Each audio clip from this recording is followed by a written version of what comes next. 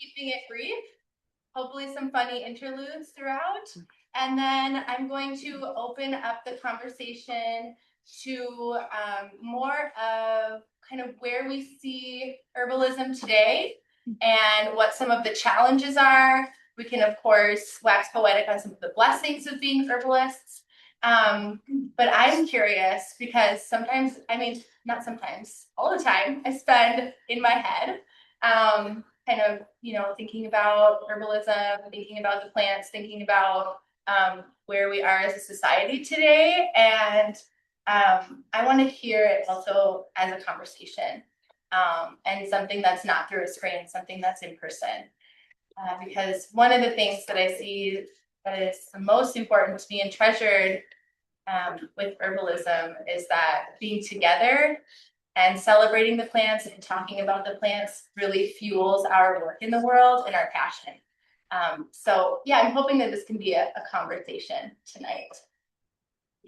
Rachel so beautifully and eloquently gave some of my background, but I kind of wanted to share a bit of my story on my own plant path and then, open it up to a wider conversation. So my plant path began when I was about 4 years old, maybe. I remember just probably like many of us eating plants in the wild. Maybe you didn't know it was okay to eat plants, or maybe you grew up with, a lineage of herbalists behind you who taught you that plants were okay to eat. I did not have that blessing in this life, so I naturally gravitated towards eating plants. My favorite one to eat in preschool was the arborvitae that was planted right outside, and I loved eating the cedar needles. I felt like it transported me to another place.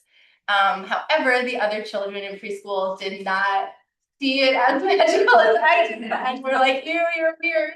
And don't play with that girl, she's gonna poison you. So I was ostracized at an early age for eating not only cedar, but things like dirt, crayons. I probably had some nutritional deficiencies looking back, but yeah, I was really interested in tasting my environment.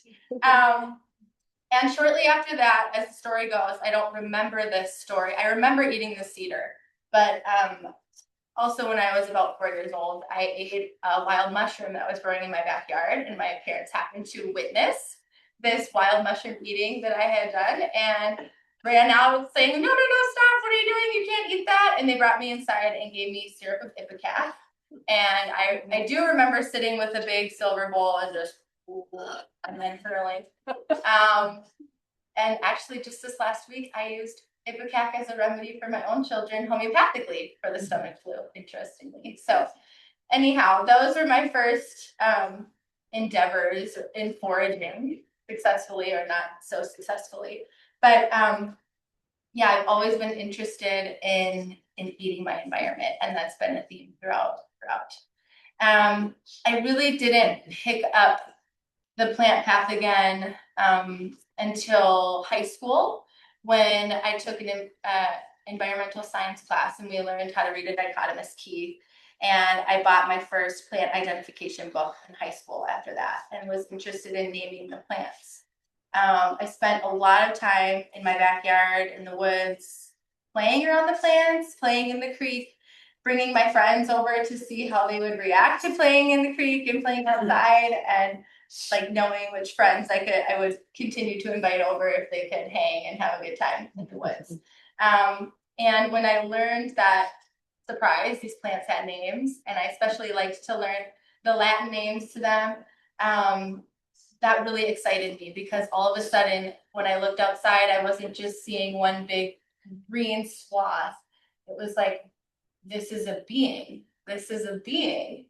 And so that was super exciting to me. But, at that time in high school, I was also quite a wild child. So I chose a different sort of plant path for a while and went down the path of things like cannabis and medicinal mushrooms, not the ones that I teach about these days, but another kind. So I guess it's a theme also, eating interesting looking mushrooms has also been a theme throughout. So yes, it took a little side quest that was enjoyable in high school and my early 20s. That side quest led me to my first pregnancy at 22. And also in my early 20s, I began taking the bus and kicking around a place called Present Moment, which many of you probably are familiar with, and would read the books for hours and hours, go to the butter bakery that used to be next door, get a tea and just sit and peruse all of the books, but mostly on herbal medicine and on spirituality. And that's where I, learned about Matt Wood, learned about a lot of different herbalists at the time. But I was just still kind of playing around, experimenting, and didn't really still quite hear the call very loudly at this point. But once I got pregnant, I wanted to give birth at a birthing center, and they were checking my hemoglobin at one appointment, and they said, your hemoglobin is at an 8, and you can't birth here if you don't get your hemoglobin up. I had been a vegetarian at that time, so I quickly left that appointment, got my first steak that I had in 4 years, and also began doing nourishing herbal infusions of nettle leaf. So that was my first, I would consider real plant ally, where I was actually praying to a plant, speaking over the tea and asking for support. And sure enough, within 3 weeks, I went back to an appointment to check my hemoglobin. It went from 8 to 13. And that's where I was like, okay, this is real. This isn't just reading, a magic spell book and playing pretend. This is a real thing. And so I quickly started looking for a course that I could take. And I asked my mom, which course do you think I should take? Rosemary's course or Susan Weed? And she was a little freaked out by Susan Weed. She's more mainstream, doesn't, really know anything about herbal medicine until I started telling her things. So she was like, I feel good about Rosemary's course. Let's do Rosemary. And that at the time was still a write-in correspondence course. And just sending letters off to this magical fairy lady and getting magical fairy mail back was a really special thing. That, I guess it's still magical getting an email, but there's something about snail mail. So after I took that course, my mind was just blown. It was a complete paradigm shift for me.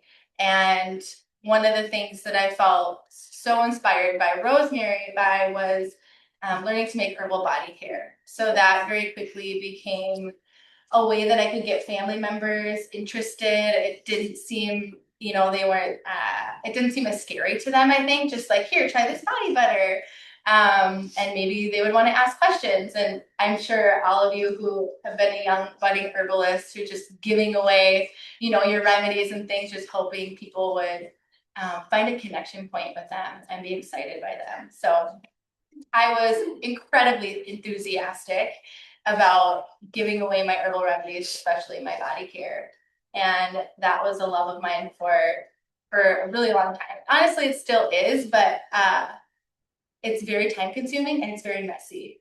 And I have 4 children now, and the dishes just never quit. So like adding another body butter bowl in the mix is just like too much. You can't handle. But I find so much inspiration seeing other products that people are making. It's just, there's something about it so exciting. So just to, seek something to transform it. Very exciting. So anyway, cutting to the chase, it's kind of getting longer than I planned, but this is all about the herbal path. So after Rosemary's course, let's see. I really just took off with the herbal body care products. Another piece that really inspired me was when I studied with Kiva Rose. She also did a correspondence course. And one of her main tenets of her course was the taste of herbs and how that denotes their medicinal action.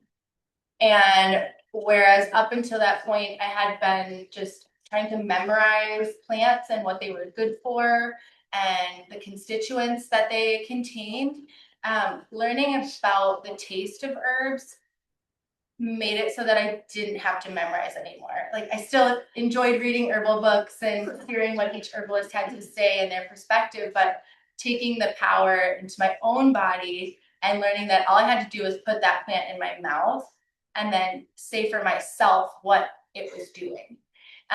That was a huge aha moment for me that made it be, okay, as long as I knew it was not poisonous, I could try it and then I could know how I could use it medicinally. You know, is it astringent? Okay, it's going to tighten and tone. Is it sweet? It's going to be more nourishing, building, you know, more of a nutritive. Is it salty? It's going to dissolve things like hardnesses and lumps and bumps and move the lymph. And that opened up the language of plants to me to where I felt really empowered. And so that has now become what I foundationally teach in my own programs is like, try the herb. Don't always look to me to like give you the information by osmosis. Just really put it in your mouth and try it and see what you feel from it. Because, you know, all of these great herbalists that we know, that we follow, at some point they transform herbalism with their own take on the plants, with their own take on these uses, instead of just like memorizing and regurgitating what these late great herbalists said. You can do that on your own and really know, okay, this is astringent and sour. I know it's going to tighten and tonify, and I can't find it in an herbal book, but I know it's not poisonous, and I can use this as medicine. And then that opens up, of course, like the whole grocery store for you as well. You can know how to use those kitchen herbs as medicine too, without looking them up in a book. So that was mind blowing to me, and I still teach that. I teach her 12 tastes with some, you know, of my own modifications to them, and I still use that to this day and feel so inspired by that. So at that point, I felt more empowered to kind of take off running with an herbal products business. And as many of you who have made herbal products know, it is a lot of investment and trickles of return for quite a while, but I didn't care. You know, at that point, it's a passion project, right? But I was following a thread, and there was just something that kept calling me to moving forward, which I feel like we all have heard that call. That's why we're here tonight. And then from there, yeah, just being very persistent and making connections with people was another big thing. So going to things like guild meetings, just sharing with anybody that I was passionate about herbalism, saying, oh, you know, there's a flower essence for that, there's a plant for that, and seeing where that led. Well, eventually for me, that led to a connection between one of my dear friends and her neighbor, who happened to be a traditional Western herbalist, acupuncturist, and clinician in South Minneapolis. And she had mentioned to my friend out at like a live music concert one night that she was looking to start an herbal apothecary to support her acupuncture business in the Longfellow neighborhood of Minneapolis. And I happened to be living right in Longfellow, and my friend said, you should talk to my friend Jessie. And so Dina Goodwill, who is one of my greatest mentors, she gave me a call and she invited me to come down and see if the position for working in her apothecary was a good fit. And as soon as I walked in the door, we started chatting and hit it off. And she decided to hire me on the spot and also open the store, the medicine tree, on that day. So we just put an open sign in the window and waited for people to show up. It took weeks and weeks for someone to actually walk through the door. If anyone went to that initial location, it was a little bit awkward, like kitty corner door, and a lot of people would come in and they'd be like, I'm sorry, is this a store? Like, can I come in? And we'd always say, yes, come on in. There were, you know, shelves of bulk herbs and tinctures that we would dispense by the ounce and all of that whole thing. But it was very like, very new start and kind of, you know, rough around the edges. But it was exciting just to have people come in and say, oh, okay, I don't really know what I need from here, but I just wanted to check it out, and then they would leave. but we also had a lot of her, acupuncture clients that would come in. And Dina really got me, she pushed me to actually see clients as a clinician more than I was calling myself a village herbalist or a community herbalist. I still identify with that tag today, but she was really somebody who was motivational and inspiring and saying, you should call yourself a clinician. You should really, let people know that you believe in yourself and charge for, seeing people. And I was like, well, I'll do, $15 mini walk-ins or something like that was where I felt comfortable. I think that's, good when you're just starting out, not to go full-fledged and like, okay, $150 now seeing clients. Obviously, you ease into it, but charging a little bit of money and sharing with people what I knew, but also making custom blends was very exciting to do at the time and really special. People walk out really feeling heard more than going into a doctor's office. They can open up in ways that they normally wouldn't when they feel like, okay, I'm getting something out of this that I can take home and I can really have intention behind it. So I kind of had already noticed that throughout my whole life. People would share a lot with me about like what they wouldn't normally tell people. And so maybe that's partially how herbalism and I seem to fit really well, is that people like to share secrets with me and things that they wouldn't normally tell people. I don't know why that is. But it's yeah, anyway. So she really forced me to do that, and I'm glad she did, because I don't know, I might still be selling body butter out on the street corner at this point.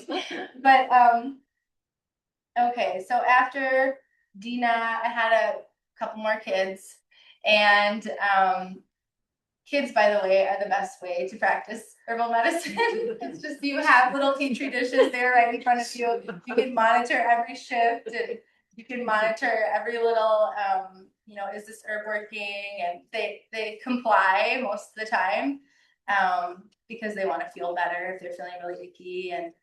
And so, yeah, I learned a lot just from giving my kids herbs, and giving my kids homeopathy as well, and flower essences.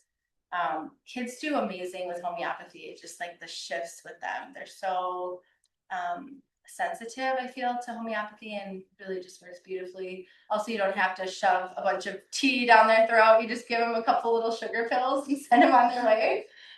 So I really found also a great resonance with homeopathy in my motherhood journey as well. And just, yeah, seemed to be so effective for them. So Probably can't see the mushrooms.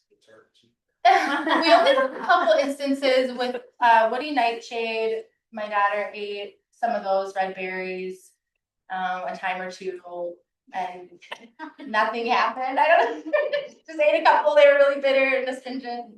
Didn't do it again, but otherwise, no ill effects from eating one of the plants. But we eat a lot of plants, and they know what they can eat, and have a lot of fun. Kids are just natural foragers, right?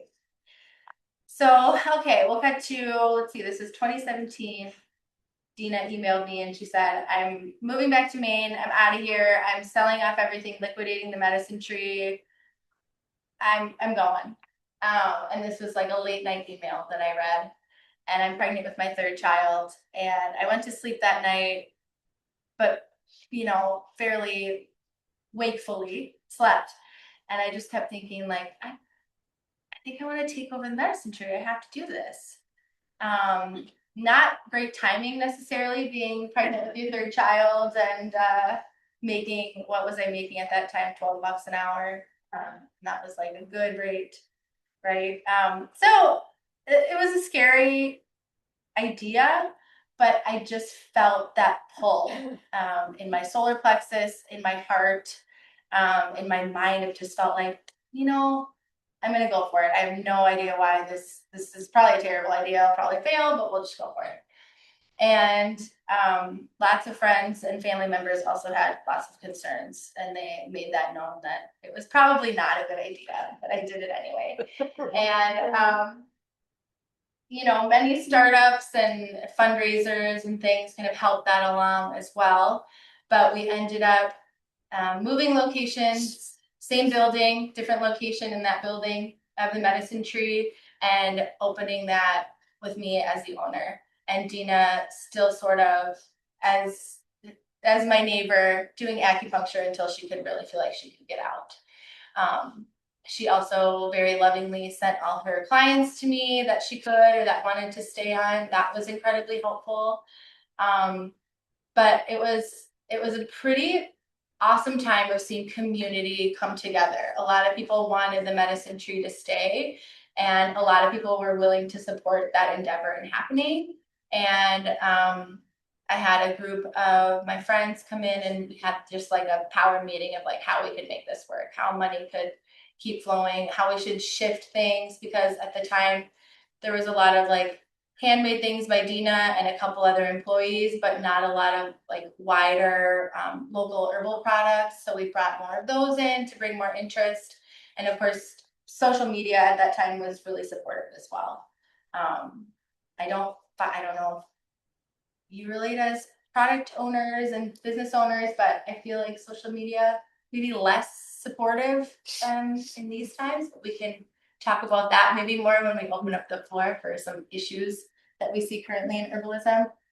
And that was really awesome until 2020. How many years was it that you had the medicine tree? Under my ownership was 4 years.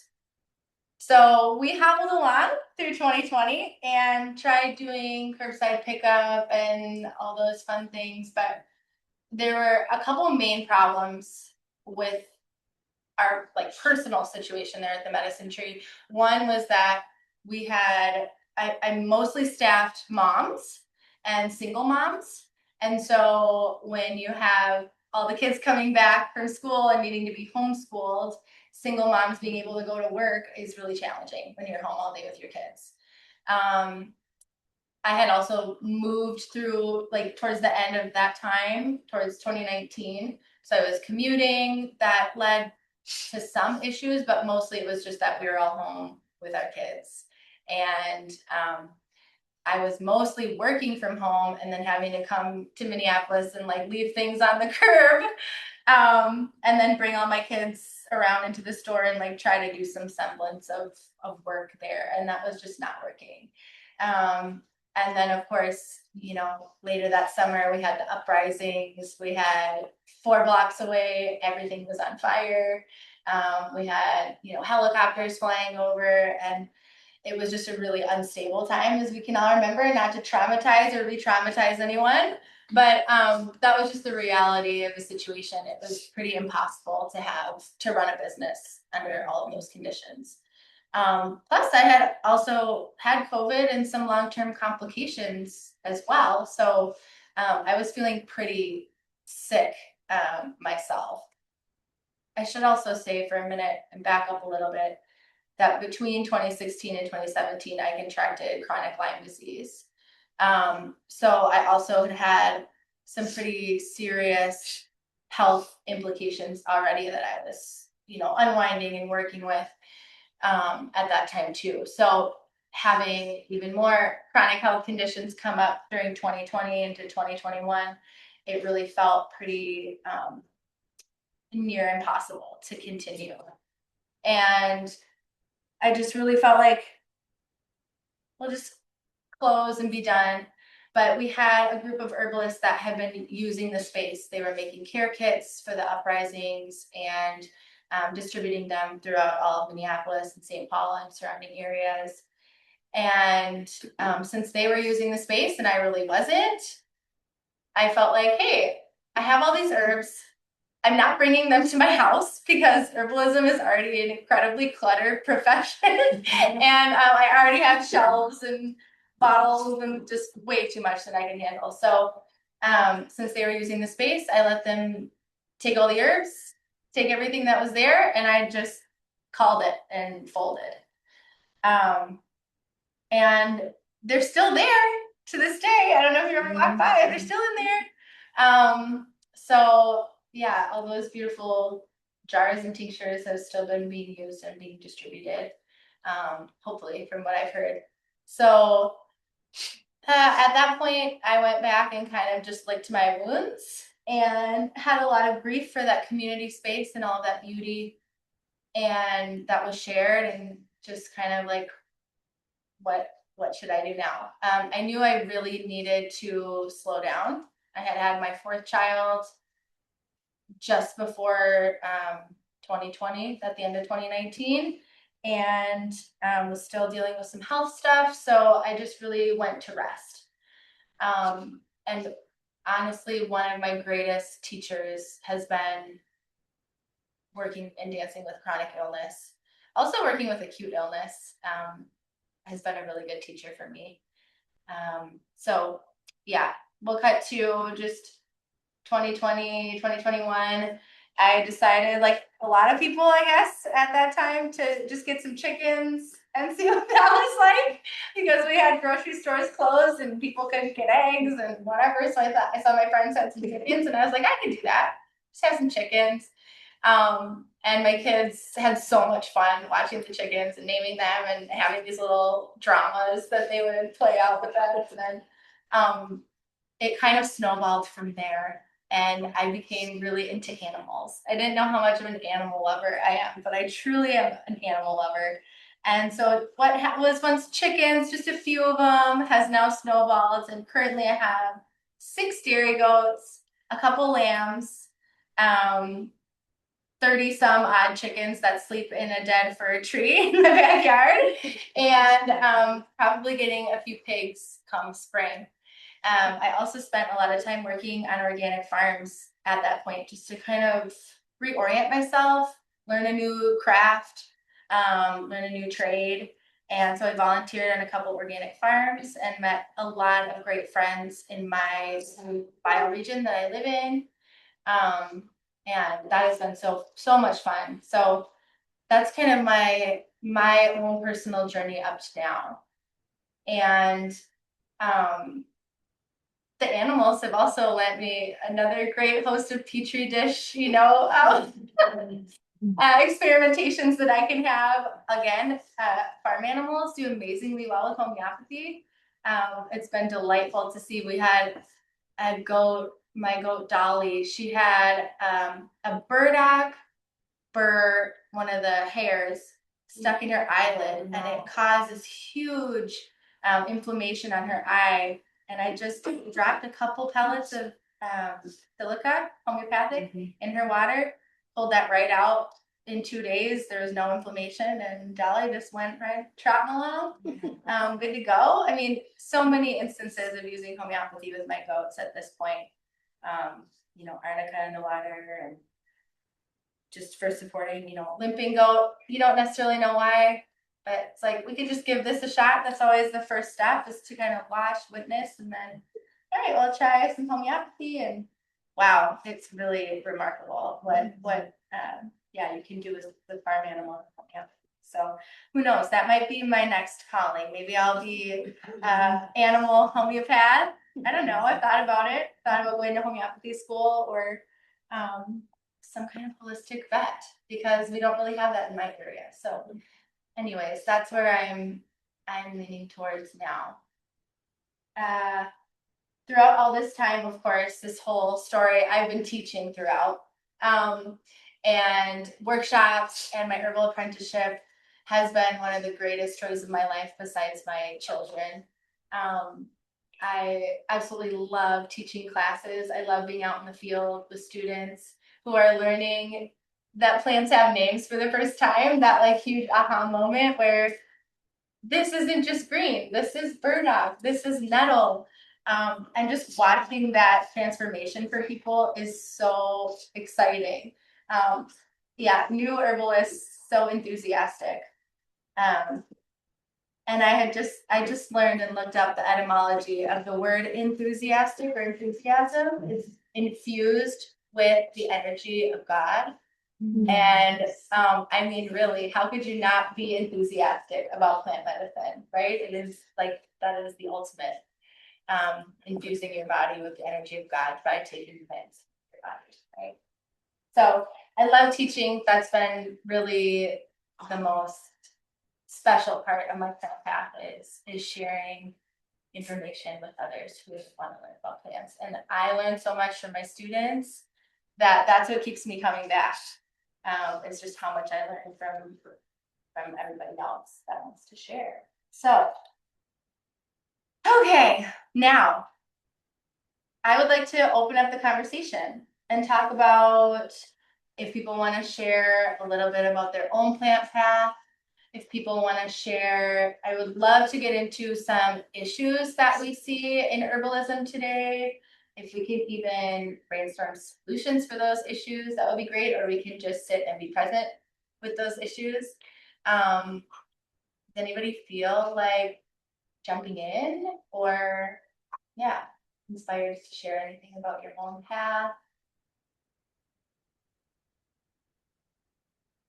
I would love to hear what you think is an issue in herbalism. I'm so curious what that would mean. What does that mean? An issue, yes. Yeah. Well, I think, right, every generation has their issues. I think currently, especially just what I see personally, is like social media herbalism. I find to be an issue and concerning. Honestly, I don't even like going on social media anymore because maybe it's my algorithm, but like the influx of, well, first of all, dangerous information. This was even maybe a decade or so back, but like essential oil internal use, like just a lot of willy-nilly recommendations for people that I see on there. I find that a big issue currently. I find proper, what's the word I want to use here? I guess another issue I see is proper, like herbalists being able to sustain themselves. I definitely believe that herbalism should be given freely and shared freely, right? But realistically, in this day and age, it's not that we live in the village anymore and that you're the village hedge witch or whatever, where people can supply food for you and supply housing and these kinds of things. It's just not the day and age we live in. And I just find that, yeah, being compensated for herbalism, that has been a huge challenge for me throughout. Is like, yeah, paying the bills. There are definitely more, but if other people want to chime in or add into anything I've said already. So do you think most who herbalism also have outside jobs so they can build like that are related to herbalism? Yeah, You I repeat think it. that certainly. Better repeat the question. Yeah, so the question was, do I think other people who are herbalists, do they have outside jobs to pay the bills? So like you have your 9-to-5 job that pays the bills, and then you're an herbalist on the side, right? Right. I think that's what a lot of people do in this day and age. You do a tablet right now and see. Yeah. Who is an herbalist full time and makes a living off of it? A living can be you loosely. No, I'm joking. But who also has partner privilege in that they have a partner that pays half of those bills? Okay, so there's that too, right? So I think yes to your question, and we saw that there are herbalists who definitely can pay their bills, but for the most part, it's side gig, side hustle, or you have somebody to support you so that you can do that, right? It definitely takes a hustle to be able to support yourself without having a 9-to-5 job, or also just budgeting well, meal planning, that kind of thing has been a lot of what I've been learning over the last decade, as well as like, where is money going and does it need to go there? I wonder if, the earning a living that you saw, because you sort I wonder if the earning a living that you were, kind of struggling with, because you've been around a long time, right? And you are well respected, is, had to do with the 4 children, because I mean, I remember when I had Nick, whoa, it changed the dynamic of my availability, my willingness, Yeah. To be available and to do that 4 times over, Yeah. kind of you gain momentum and then you slow the momentum, so it is, when the kids are grown up, maybe the finances really bang, but then you'll be a homeopathic vet. Yes, and I will say I was in my 20s when I had 3 out of the 4 of my kids. And the resiliency of your 20s is something else that I didn't really slow down. Like I was pregnant, got the medicine treat, it was gone. I do remember though, when I found out I was pregnant with my 4th, I knew at that moment when I found out, I was like, this can't continue or I can't have this baby. Like it was one or the other. Because at that point I was at capacity. And I was like kind of a mean mommy because my kids would be at the store and I'd be like, shh, stop, don't touch that. There's glass jars everywhere. And there's like a toddler running around. It was not great. But it worked. And I didn't really slow down until baby, then COVID. It was like, okay, yeah, time for a nap, a 4-year-long nap. But yeah, it sounds like other herbalists, is this an issue? Compensation? Or no? Yeah, for sure. Okay. The thing I'm thinking of is something that somebody said to me, like when I was just kind of starting out and they were like, well, and this is, I think, a business tenet, I think this is a thing. They were like, you have to build the field to grow, like, I don't remember what the saying is, I'm not build it basically, but it was like, you have to do the education, right? Because people don't know that they need to go to an herbalist or they don't know that they could go to an herbalist. And so like, we also have that, we also have the work of, which like, if you love teaching is like, can be part of the bread and butter, but it's like, then you're wearing the teaching hat here and anyway, I think like as a group, the more that we are like, also in communication about like, yeah, how are we helping people know that they can turn to this and like get comfortable with the idea of paying something when they can and like also having access when they like I just think it's interesting too. I think it's like massage therapists don't have to make a case for a massage being a good idea, right? But like for some reason running me out. They're running me out. I mean, I'm listening to a pod which seems like part of the challenge. that's competing with it. So you're not running me out. Off-brand body work? Yeah. Well, I'm gonna go to. Yeah. Yeah, so then there is, If you have to like give them 30 seconds. It's sort of like blah, blah, blah, blah, there is a good book to marry it to, but. You can die in 5 minutes fast, but things like it's like fantastic, very effective. And no one's effective. yeah, absolutely. Yeah, that is, I think, definitely always been an issue too, right? Of like, you have to explain what you do. Like, what is an herbalist? Yeah. They think you sell weed. Some probably do. To make ends meet once again, right? But actually, my mother-in-law thought that would be a great date. My husband and I, he sells weed and you're an herbalist and you meet and that. It's like, no, we're not doing that.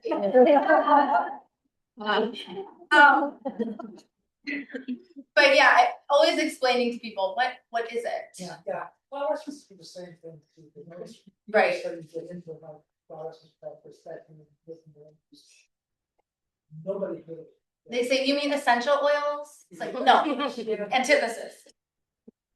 And so you're always trying to explain, it's just subtle energy type treatment, medicine.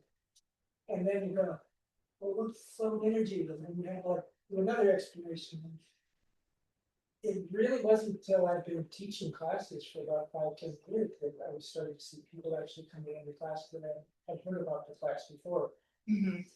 Otherwise, it was just like, nobody knew what I was talking about. Just Yeah, And you have to be very careful when you talk about things that people haven't heard of, because when you put genetic person. yeah, right. Yeah, so, well, I mean, ultimately. How do I wanna say this, cause I wanna like play on what you're saying here, of like the education and people. Needing to just know that herbalism is an option, and that it's available in your area, right? That's where I've kind of just gone back to like flyering instead of social mediaing, because, yeah, just good old fashioned paper flyers and like information. Sometimes even if people don't really know what it is, like I know when I studied with you, I had seen one of your flyers at present moment, and I didn't even really know what your classes necessarily were about, but there's just somehow a pull. I think especially for your classes that people just feel and they don't necessarily know what they're getting into.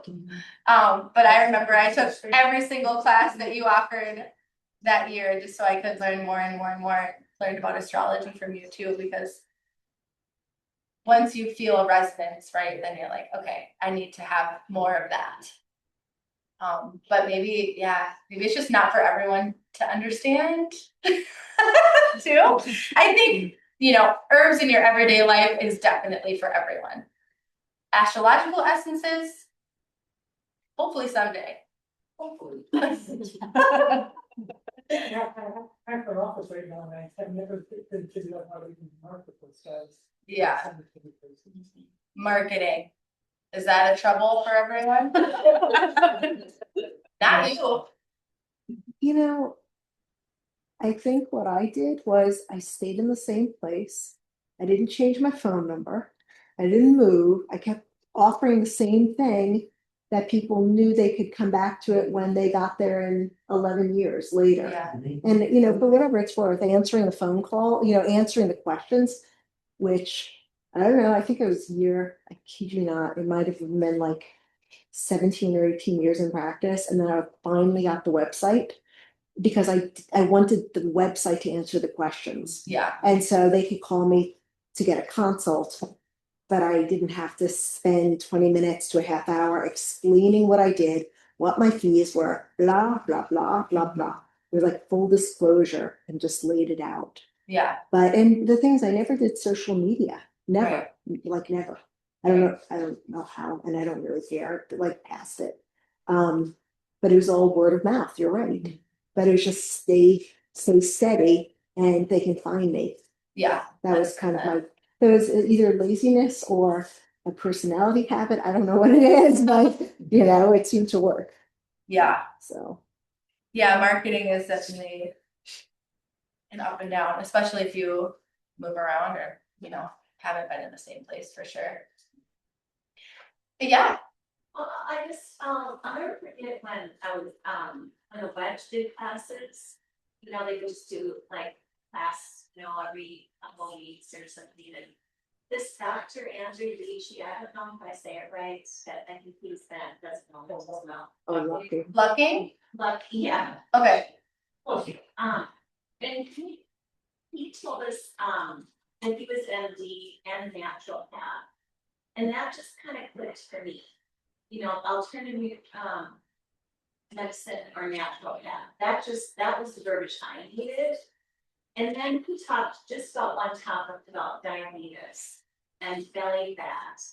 And and the complications of just belly fat, and diabetes, and the lifelong troubles that you can have with that, And so I guess it was very simplified to me, and that I really got a lot out of that. The wedge, I don't know if they do custom or like that. That was really a good door, I thought, as well as present home, But it was a doctor and a natural health in one, and that gave me, no offense, a lot more trust. Yeah. Yeah, so I just want to put that out there. And also, I'm wondering what you took, not to change already, but you said you had Lyme too. And what did you do to kind of preserve yourself in those times with that as well? a lot. I mean, that's a whole Okay. topic on its own. I tried many herbs, many protocols, many diets. But I would say ultimately what really unwound things, once again, was homeopathy for me. I worked with my friend Sarah Janlow, used to work at the medicine tree with me as a classical homeopath. And she just really helped me unwind with like, a constitutional remedy, of course, but also just anytime little things would come up, taking remedies, and I could really feel things unwinding. I hit my limes like with a sledgehammer with herbs. I did like unit protocol. I think the first time I got Lyme, I also did antibiotics right away. I did acupuncture. I did all the things. But I didn't really start to find resolution until I took homeopathy. So that's really where I kind of was, became a believer in homeopathy at that point. But yeah, I also definitely, I would say T-Sol was one of my top 3. The other 2 would be Hoovervein and Bone Set were definitely my top 3 herbs working with Lyme, but that was individual. I had a lot of Hoovervein stuff going on, but also I would get a lot of frozen shoulder and a lot of just like sticking, and Bone Set helped me there. I remember actually, I didn't know I had Lyme at the time, but it was like the night that I got the tick bite. I woke up the next morning and in my brain it was just saying bone set, bone set, bone set. And I kind of just ignored that. Until a couple days later when I found a huge bullseye and I was like, what is on my back? And then I looked and I was like, okay, let's do something about that. But I had then at that point forgotten about bone set. But yeah, that's a whole nother life story. What was that other one? You said T-Sol? So Oh, there's some you can bid on over there. Trying to plug it. No, it's great. Okay. We're gold. Yeah. I can add to her point of like the education piece of like being specific, and sometimes people don't know what they don't know because they don't know what herbs can be good for. So if you did like different campaigns on specific subjects, that offers education and then people get more interested. I mean, that's what I did in my own health practice of like, people just don't know about our immune system and what we can do to support it. So I started educating them, and that just really helps support just the work that I do. And I do sort of in my practice as well. So it's, yeah, diet, lifestyle changes and things, but people just, instead of giving their power away, just educating them and we would be specific on like whether it's gut health or hormone imbalance or different things. I feel like that's such a great outlet for education and then persuasion. Absolutely. Absolutely. And I feel like that's where community spaces are so helpful. Where it's in person, you can go like, I mean, I can use the medicine tree as an example because that was a big experience there. It was like people could come in and be like, I don't really know what I want. I don't really know what I need. Like, I don't know what this is. And then they would just start asking questions and talking. And there's that element of that in person. You can't get that through a screen, and you can't get that even just from an online course because someone's just talking at you and what. Yeah, in person is so much better, but I think, yeah, when COVID happened, we had to go online. Yeah. And so but I also was able to connect with more people. And then now that we're in person, it's like, I miss the in-person stuff and doing more like collaborations, right? Yeah, Collaborations with other people that might have an audience that would be so open to learning about it. And so it's just like finding those connection points too. I feel like can also support Herbalist. Yeah, collapse. That's such a good thing too. I've definitely been bad about that, reflecting kind of more of like a lone wolf gal. Collabs is a good idea. Well, and I think it's forcing us to come together. Like, I think that's what's with all the division and separation, like we need each other. And I think that collaboration is a new way. Absolutely. Yes, so true. That's what the plants teach us, right? That we need to be together in community. Anybody else? Yeah. I'm wondering, what people think about, or have you thought much about the business model of cooperatives in regards to like healing arts and like collaborating together, but with a specific mission, vision, and a cooperative horizontal structure instead of a boss and hierarchy? Mm-hmm. Yeah. I thought about that. Cooperative run, herb shop, herb apothecary would be ideal. What's going on at the medicine tree? All those herbs are still in there. Does anybody know?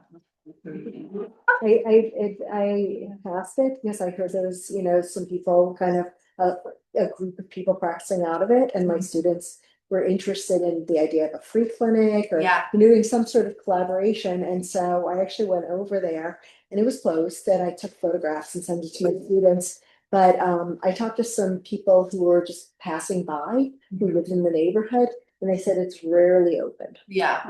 so that's about it. Yeah, I know that's definitely a desire. Helen Miller couldn't be Oh, here yeah. tonight, but she reached out to me about that same thing, like wanting to have something open again in that area. I'm not heading that project up, but I would absolutely love to be a part of some kind of collaborative community apothecary, especially if there's education that was accessible to people. I would love to do, I do free clinics with my students after they graduate my program. And I would love a space for that. Lately, we've just been working out of the Seward Co-op Friendship Store, like community room, and seeing clients in the winter time for that. But yeah, I have thought about that. Yes, don't forget about Down Woods too. You know, it's all for restaurant and they have the spaces there too. A lot of herbs.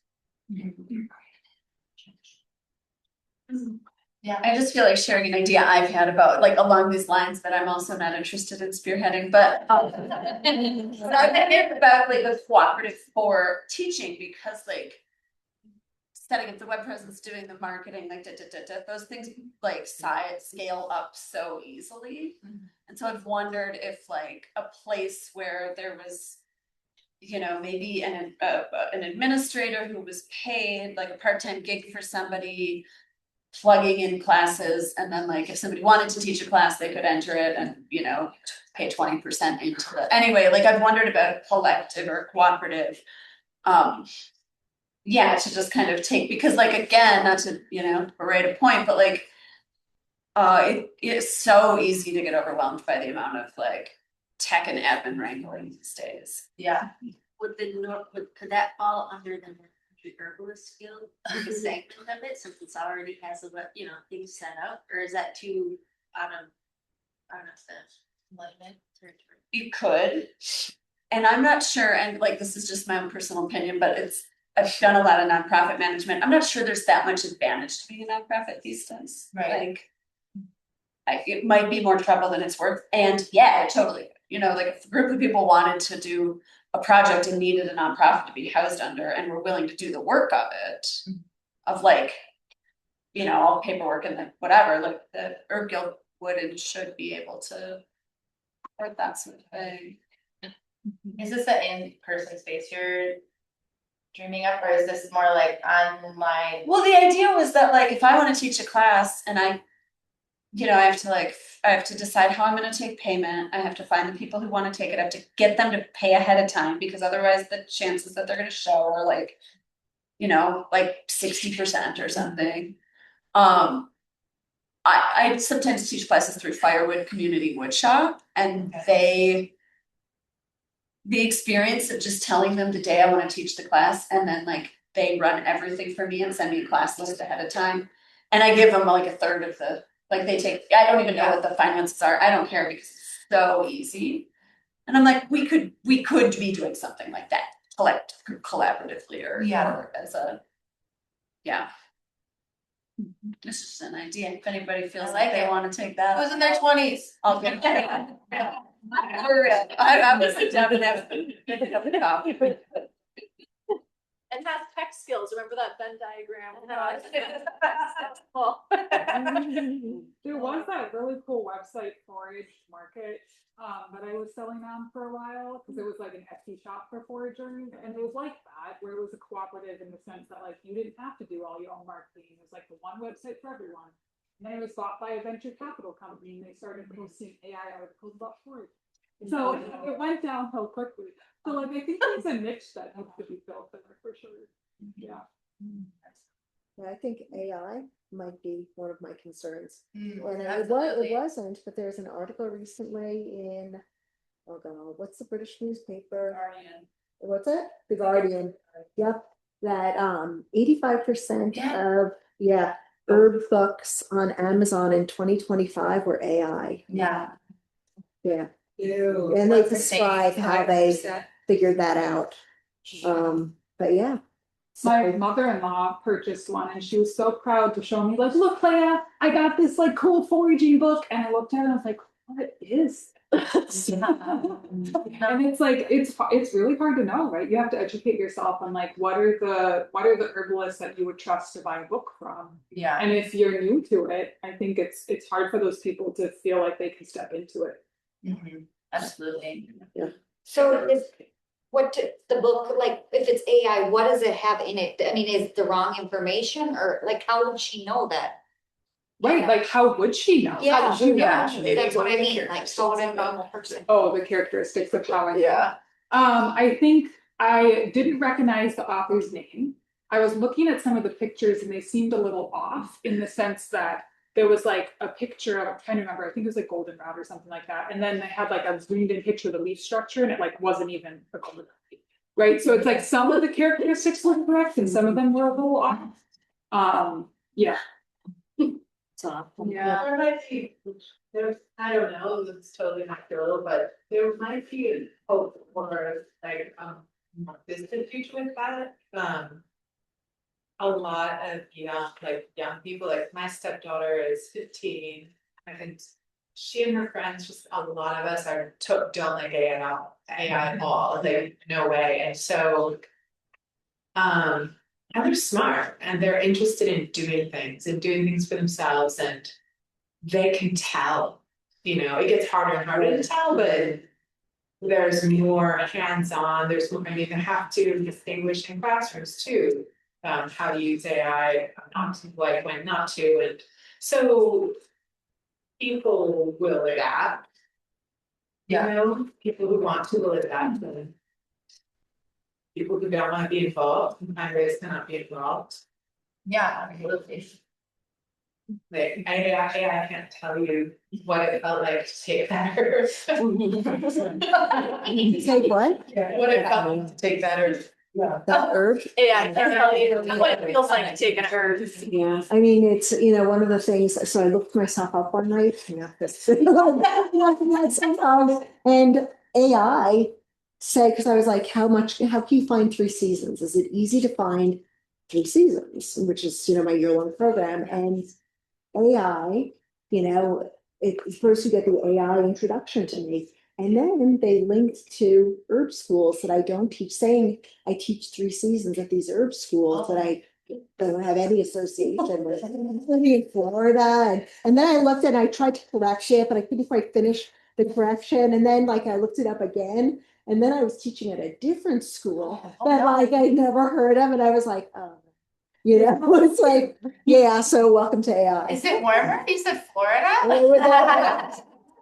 Because I was afraid to paste it and encourage them, like, oh yeah, that's really valid when you're looking for school. So yeah. Teach AI to do a decent pulse test. Like one of my clients, as a joke, who's a very dedicated client to me, who I've given blue vervain to off and on for many years. She asked AI, she apparently was having a conversation with AI and asked what herbal remedies she needed. And it told her blue vervain. Oh. Like it was actually accurate. And there was one other herb, and agrimony. It was like, what? AI can tell her that? I have had quite a few orders for tinctures that were like, okay, AI told me I needed this formula. Oh, will you formulate this for me? And I'm like, oh, I have such a problem with this, but like, I make custom formulas. I mean, yeah. And then, the response was something like, okay, I can make that for you if you ever want to talk to an actual herbalist and see what the formula would be like. Hit me up. But what can you do? Yeah, when you fill formulas. So what is it? They go off the personality, the person's Like, personality? I have this, body issue here, yada, yada, yada. And they're like, literally 35% chase tree berry, 25% ginkgo biloba, whatever, just a total kitchen sink formula. But they're like, cool, sounds good. I'll go. Now I'll find an herbalist to open it from. Whatever. But I love that you're saying, like, okay, the teenagers, there's hope. There really is truth, I think, though, in the skepticism around there not being any sort of governing or even self-governing oversight on, like, what is the education of, it's like, so if you are gonna build clientele, it's gotta be like through continuous and stable word of mouth and putting out there really technically, like, where you come and what are your credentials and to continuing education. And then people, if you have to build that, because if there isn't, it's totally reasonable that, somebody has an M and D after their name, and an N and a D after their name, it's because they went through a program that you can know has certain, qualifications. And if, like with flower essences, which is what I do, someone can take a weekend workshop and call themselves a flower essence therapist. Yeah. Or study for 4 years and be like, I'm a practitioner, so it's, that one is really, that's really tricky, I think. Yeah, it absolutely is. And in some regards, I think having herbalism and flower essences be unregulated is important, right? Because it is medicine for all of us. And yeah, going out and saying you're a master herbalist when you took a weekend workshop, when really it's how to become a master herbalist in 30 years or more is the gig. And yeah, that can be tricky, but yeah. In Spain, they're like the association that I was part of that was like general membership, but then also accredited practitioners. So it was self-regulatory, and to be accredited, you had to meet these certain credentials, which meant a certain amount of hours and certain, and certain types of credentials, and then you would be accredited. You would say you're accredited, and there is a separate kind of membership. right. And so, yeah, We have that. We do have that. American Herbalist American Guild. Herbalist Guild, yeah. It's exactly that. okay. Yep. And what's the, like, so there's the board of the body that reviews. It's exactly what you've been talking Yeah. about. It's almost an input of it. And they have made it though, I think, that the qualifications to get in are so extreme that, and so few people have heard of it that I'm not quite sure what the appeal is, honestly. So, I mean, I'm a member, I'm a registered herbalist, but like, is that my appeal? I don't know. I think people like Oh, you mean the match. It's called the American Herbalist Guild. Okay. It's our national overseeing board for professional herbalists, Right. practicing herbalists. And an herbalist will know what an RH behind your name means, and no one else will know. Well, No one, right. No one will know. No, I know. I mean, Yeah, people yeah. ask me, they like talk about wanting to do, get to that level, and I'm like, I don't really see the point. No, Actually, I would. I don't. Yeah, when I think of that body, I think of that as so far removed from most people. Which, like, from like the bulk of herbalists, compared to, I don't know, the standard for being a flower practitioner and the association was part of was, 2 years this and, teaching like different ways. I don't know what the standard is for the Herbalist field. Do you know about the Client Bill of Rights here? Yeah. Yeah, and so the Client Bill of Rights is, you know, a document that you give your client when they walk in the door. I mean, you can have it on your website too, you know, your qualifications. Not everybody knows to look for that. And qualifications can be, I studied for this many years, I practiced for this many years. It isn't necessarily about, you know, what school or whatever, but the Client Bill of Rights, basically, you're supposed to lay out your education. So if it's 10 hours of flower essence education, that you've laid it out. That's what they know they're getting. You know, and I practiced for this long a period of time, and there's a prototype, you know, to fill in the blanks. So you know if who you're getting. At least when you're sitting in the office looking at it, you know, if you don't have it on your website already. Right. I think one of the big things is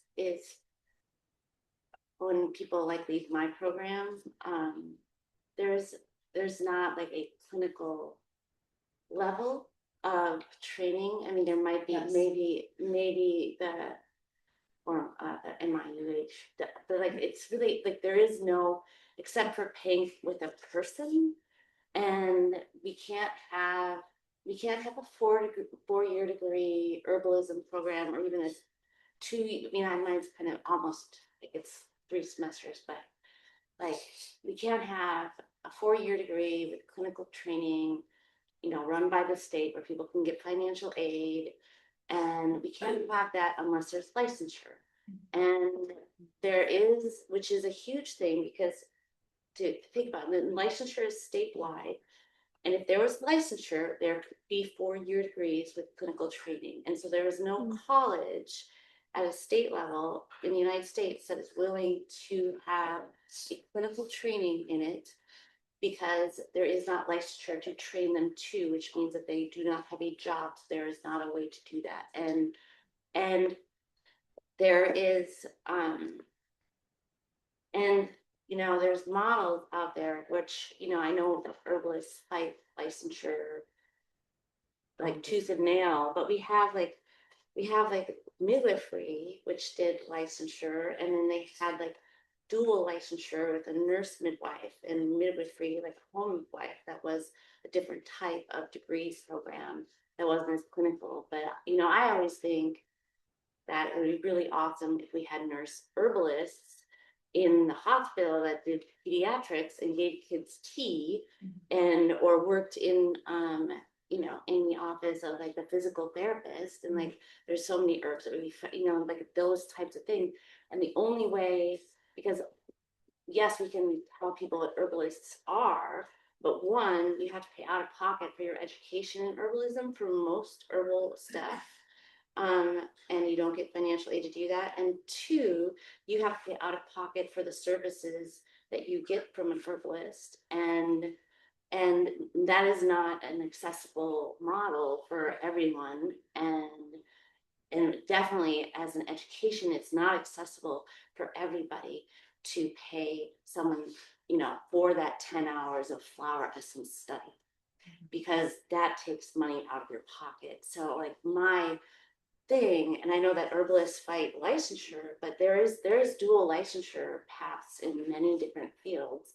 And acupuncture, people can get insurance to pay for it because it is a licensed field, and then it becomes accessible to people. And the problem with herbal medicine is that it, you know, what type of herbal medicine would we like license, and like what are we going to teach them? Like, are we teaching curanderismo, or are we teaching, you know, I mean, I understand like the problems, but there are ways. There's just not a model in the United States that isn't from you know, before, you know, after 1910. You know, there isn't a model of education that's clinical before, you know, before 1910, really after 1910. The Maryland program did have a clinical component. Yes, they did. And do they still? They do, but it's a separate additional. Yeah, but it's possible. But it's a master's And it's degree. yeah, true. So you have to go in with an undergraduate, but just even any undergraduate would get you in there, wouldn't it? What Maryland program? What is it called? Maryland Institute. You went to it, she went to it. They had many names over the years. Yes, yeah. I Sophia when I went there. Oh, okay. That's right. Then it was That's Maryland right. University of Integrative Health. Now it's under. And it's an the name online. of Maryland. No, it's the Maryland Institute of, no, the think- Maryland University Integrative. No, I don't even know what it is. it's integrated. It's MUIA, like Maryland, Maryland University I think Integrated. it was- Oh, it's there, wow. Yeah, it's been a while. Just before they changed their name. Yeah, I tried, yeah. Yeah. Okay. I must say, Erica, you bring it up to flashbacks. I was working through the legislative. Yeah, Back in 2001. and then, Spent a lot of time at state capital, that like, it was a few things fighting, and different schools were fighting with other schools. oh, yeah, It was horrible. it's horrible, and yet, The legislators, maybe worse.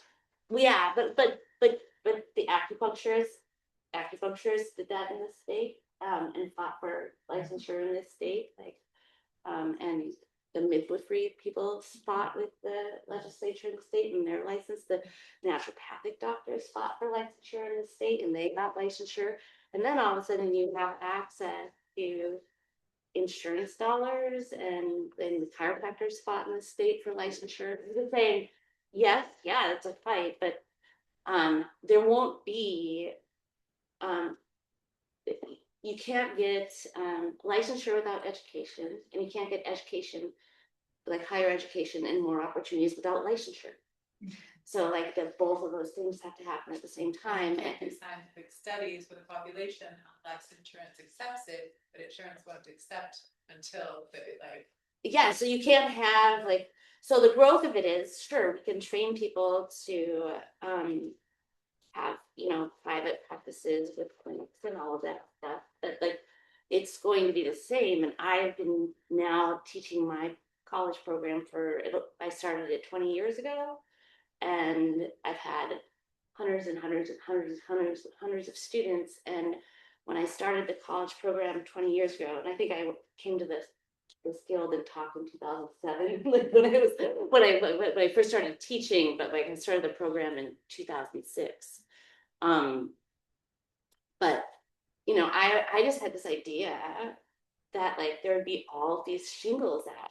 You know, I was like, you know, if there's this many shingles out for nail salons, like Herbalist, like would be, this is like, that's an easy call. And I have not seen a lot more shingles out. And I've taught hundreds and hundreds of people, and not that they're not utilizing herbs and they're not doing that, but like, it has grown as far as like on a community level. Like we have some more businesses, we have some more people making products, but the face of herbalism to the general community in Minneapolis hasn't changed that much since I started studying herbs in 1997. There's the same stores.